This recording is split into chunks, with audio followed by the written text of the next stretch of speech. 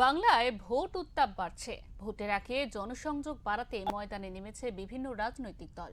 সেই আবহেই ঝাড়গ্রাম বিধানসভা এলাকার তৃণমূল কংগ্রেসের প্রচার।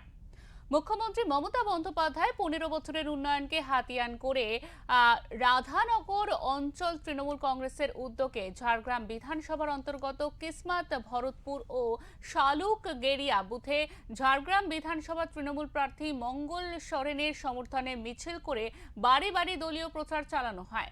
তৃণমূল প্রার্থী মঙ্গল সরেনের সমর্থনে আয়োজিত এই কর্মসূচিতে মহিলা তৃণমূল কর্মী সমর্থকদের উল্লেখযোগ্য উপস্থিতি ছিল চোখে পড়ার মতো।